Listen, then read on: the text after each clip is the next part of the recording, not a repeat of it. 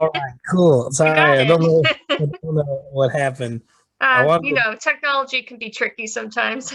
I wanted to change, like, use the actual microphone, and background looks extra spooky. Yeah, I know. Yeah. Where's the bedroom? But They look like piranhas or went from like, something. yeah, it's like went from a dude in his bedroom to okay, he's got some weird shit in the background. That's from your latest single, right? Yes, yes, ma'am. And Cerberus, is that how you pronounce it? yes, I think so. Cerberus. That's how I pronounce it. I hope that's right. I'm not sure. Yeah, I think it's right. Okay, cool. Yeah, so how's everything going? Things are cool. Things are good. Um, just got the traffic was crazy, so I just got home. I was like, okay, let me open up the computer, and it was like 8% battery, and I was like, Oh no, no, that always happens to me. I'm like, why is my every computer time. never charged? I feel like I'm always charging Yeah, it. I was like, oh no, not again. I can't do this. I know. Well, thanks for joining Really, me. thank you for having me. I'm glad we are able to work it out. Sorry I wasn't able to Thanksgiving time. Oh, no worries. I think we're all busy around that time. Yeah, especially these days. Yeah. I know it's weird to think that 2021 is coming to a close already. It's crazy, right? The year has just flown by. Yeah, I was like, it was February, like 2 days It seems. ago, you know? Yeah. Do you have any fun holiday plans do you celebrate Christmas? Yeah, I'm a Christmas guy. We're doing well, I guess I celebrate Hanukkah too, because my drummer is Jewish. So he brought me into the fold of that. So I celebrate them all, just the whole round robin. We're doing like I get together with some friends and do like a Christmas show, like, or I guess a holiday show. We play maybe like one Christmas or two Christmas songs. It's really just a reason to play and drink and hang out. But Exactly. yeah, we'll slip in like Silent Night or something like that to call it a Christmas show. Do you like to put your own flair on the songs, or do you try to keep it more Oh, traditional just sounding? try to just get through it really as best we can. Yeah. It's like, it's like all right, let's keep the as long as our drummer doesn't take any like horse tranquilizers or anything, we're good. We'll get through it. Yeah. Do you guys do the Adam Sandler Hanukkah song? Oh my God, no, but we are now. I Yeah, didn't that even would be a think about fun one. that. Yeah, we're I was just definitely doing listening to that. it earlier and I'm like, this song is so funny. It's so good. That And song is since you so have a band good. member who celebrates Hanukkah, Maybe we'll get him to sing it too. That'll be even better. yeah, you should. That'd be fun. Yeah, yeah. Well, I read that you had a chance to play a vintage Gibson guitar in the studio. It was given to your producer from Eric Clapton. Is that right? Yeah, so I was lucky. I was playing a vintage SG through a vintage Marshall. That the Marshall is my producer, John Graber, was his, and he was the also the mix engineer, audio engineer, and technically our drummer actually truly produced it because he set everything up and got it going. But John had this vintage Marshall, and he works in this facility. There's a bunch of different rooms, right? And one of uh one of the producers has his own recording room, came over, and he's an Australian guy, and I'm not gonna do an Australian accent because it'll be so bad. But he was like, "Hey," he's like, "Oh, I got this guitar you should borrow. It'll sound good on this song." And he brought it out, and I was like, "Oh, sick! Like an SG. That's dope. Those are great guitars." And I didn't know, but John was like, "Oh crap! Like I know what that is." And turns out, yeah, that guitar was gifted to him from a session he worked on with Eric Clapton. And I Oh, know a lot of cool. people out there will be like, well, Clapton played Strats, and it's like, yeah, live, but these guys played everything. And the SG is one of the most recorded guitars of all time. And there's photograph evidence of him playing like this guitar. So, and you could Yeah. hear it. Like when I played it, I was like, okay, this guitar is different. This one's real different. Oh, that's so cool. Are you a Eric Clapton fan? Oh yeah, I mean, yeah, like yeah, for sure. You can't play guitar or play rock and roll and not be. And there was a time when I used to kind of hate on him because his nickname's like Slow Hand or whatever. And Oh I was like, yeah. he doesn't play fast. And like as I've matured and I'm in such a brick, I'm like and listen to him again. I'm like, oh my God, like the way every note Clapton plays just speaks to your soul, you know? So Hmm. yeah, Clapton's there's a reason they called him God back in the day, and Clapton's the man. I'm a big Clapton guy. Are there any other no, as a guitarist, are there any other solos that give you chills every time you hear it? Um, oh, God, my favorite's like David Gilmour, Pink Floyd. Anytime, like you can't, especially if you listen to the live stuff from like the '90s, like the Pulse album. You listen to that, you're like, his guitar is just everything he plays, every note. And I saw him live at the Hollywood Bowl. I paid really good seats to get up close, and the Hollywood Bowl, everybody, the front section, like everyone sits down. It's kind of weird. They're like not they're kind of almost like booths, you know, blocked off, and you get Mhm. chairs. And I told everyone behind me and around me, I was like, yo, I'm standing up. This is my favorite musician ever. Like I'm standing up the whole show. I'm sorry. Like I know you paid a lot of money for these seats, but I'm rocking out. And I did. And he got real quiet at one point, and I was like, Gilmore, you're the man. And he was like, thank you. And I was like, cried. I was like, he knows I exist. Like he doesn't know me, but I exist That's in him in awesome. this moment.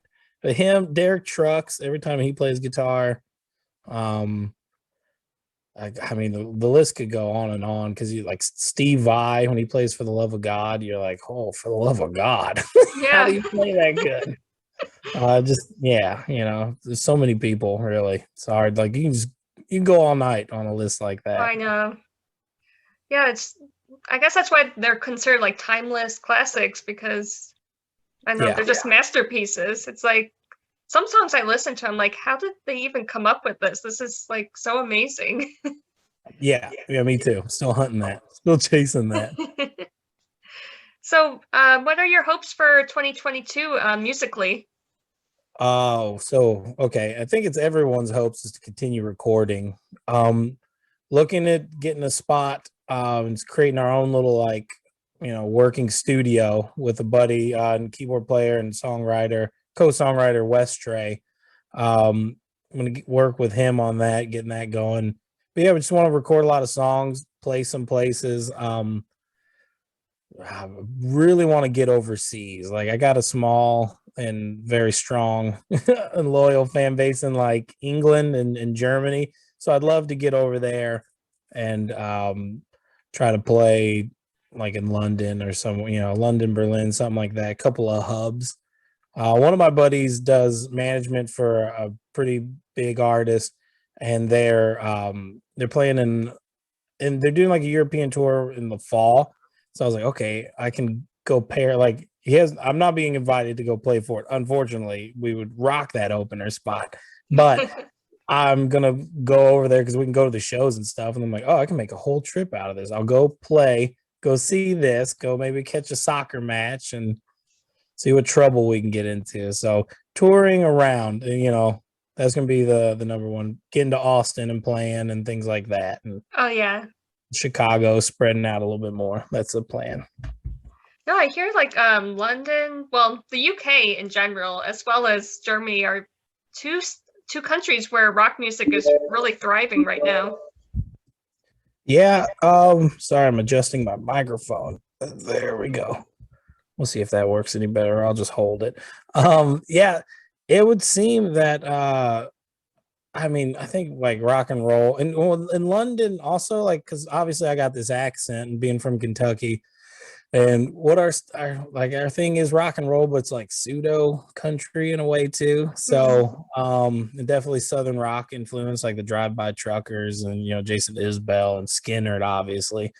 But um country's like pretty popular over there in England too, which is cool. Yeah. So I don't know. And Jimi Hendrix went to England and found his trio, found his band with God, I can't remember the bass player right now, but Mitch Mitchell, the drummer. So I was like, well, all right, well, you know, rock is such as I mean, the whole British invasion, all my favorite bands are like Zeppelin and I mean Clapton and Pink Floyd, like all of them are British. Genesis, and it's like, yeah, if they didn't like rock and roll over there, that'd be such a travesty. I know, right? They have all these legendary Elton, acts. Elton John is still alive. Yeah, Elton John's alive. People, don't do this. If you're gonna switch, switch over after. Switch later. No, that would be really cool. Have you performed in Boston before? No, not in Boston. Though, here's the kicker. So like I met this one person on a cruise once that was from Boston, and they were like really unsavory. And I was like, dude, I don't know if I'd like Boston people. You know, I'd never been up there. And then living in Los Angeles, like, you know how the universe plays its way out, and it's like threw all these Boston people in my face, and every one of them I was like, that person rules, that person rules, that family's a handful, but I love them, they're amazing. Like, and so I was like, okay, screw it, I gotta get up and go visit Boston and play some shows. And ironically enough, and none of that goes together, but I have a song called Why Boston, which is completely unrelated. It's just like, it's the title of the song and it's a lyric, and the lyric and the title are not unrelated to the song, but unrelated to that story for some reason. But the song Why Boston, yeah, I'm gonna get up to Boston when we're gonna debut that, and I'll play that bad boy up there. Oh yeah, definitely. Yeah, it's so funny that now I hear myself rambling, talking out loud. I was like, why did I tell a story about not liking Boston people and then loving Boston people? Like, it's got a song called Why Boston. Maybe I'm just like secretly in love with the city, and I just haven't admitted it to myself yet. It's a city that grows on you, because I'm originally from Michigan, and when I first came to Boston, I was just kind of taken aback by the attitude of people, I guess. Like they seem more closed off and kind of keep to themselves. They don't like talking to people. That's the one person who gave me a sour taste. I mean, this was so long ago, and it was like a cruise, so God only knows how drunk they were, or you know, so everything was thrown Oh yeah, off. there's a lot of bars and pubs in Boston. The people I've met, like when I was in Los Angeles, of all places, like there's the Rourke family, this lovely family from there. I say lovely, but lovely in a Boston way, and you know what I'm saying, where they're like, just take no prisoners, give no shits. Yeah. They'll have, you know, they'll take their shirt off their back for you in a heartbeat, or they'll take their shirt off to like jump in and fight with you if you need be. They're those type, the kindred spirits. But and there's a guy named Rob Morocco I met. Just everybody I met in Los Angeles, I was like, you guys, I was like, where are you from? In Boston. I'm like, God, okay, I'm gonna go to Boston. I'm gonna go catch a Celtics game, and we'll go have a good time, go get some drinks, and try to stay away from the Cheers bar. Oh yes. I'll be touristy. Yeah, that's definitely touristy. But you know, you're in Nashville, and that's a city that I've been meaning to get back to, and you know, I'm hoping next year to get back there. Yeah, it's Nashville's rocking. I go back and forth Nashville to Louisville. It's like 3 hours at the most, you know. Got a lot of great friends that live in Nashville, friends that have moved from LA to Nashville. There's always something going on, clearly, like especially Broadway is it's so touristy, say Broadway, but like it's so different because like the rooftops are playing club music. Downstairs there's live bands. I always like to go to the Station Inn and catch like some real bluegrass. I'm really into the root stuff. And there's also like I've become friends with some incredible songwriters, unknown songwriters out of Nashville, and it's 100% still happening. So when you come That's on awesome. down, let me know. We'll go get some drinks and go see some good music. Oh, definitely. Have you heard of Jack's Hollow? Yes. Yeah, she's actually, I think she went to Berkeley in Boston, but now is based in Nashville, and yeah, she's pretty cool.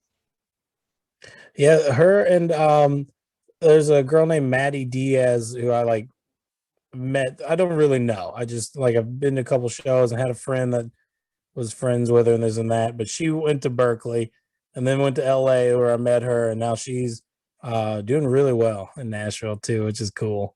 She's Uh, awesome. yeah, that's awesome. Yeah, there's so much talent up and coming talent right now. So it's an exciting time. Yeah, yeah, very much so. I agree. So are you going to be releasing any more singles in the near future that people should be keeping an eye out for? So I don't know if it's gonna be February or March. I'm gonna drop 4 new ones. I want to do like one every other week, I suppose. Or one once a week.